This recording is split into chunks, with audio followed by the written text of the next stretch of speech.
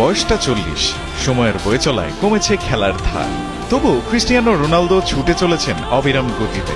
কদিন আগেই স্পেনকে হারিয়ে জিতেছেন নেশনস লিগ ট্রফি, ছিলেন টুর্নামেন্টের দ্বিতীয় সর্বোচ্চ গোল স্কোরার। এই বয়সেও তার এমন দারুণ পারফরমেন্স কুড়িয়েছে প্রশংসা, মুগ্ধ করেছে কোটি ফ্যানদের। CR7 এর গুণমুগ্ধদের তালিকায় এবার নয়া সংযোজন আর্জেন্টাইন মাস্টারমাইন্ড লিওনেল স্কালোনি।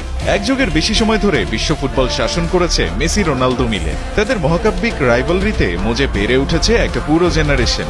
সেই রাইভাল মেসির কোচ যখন CR7 এর প্রশংসায় মাতেন, সেটা যে স্পেশাল তা বলার অপেক্ষা রাখে না।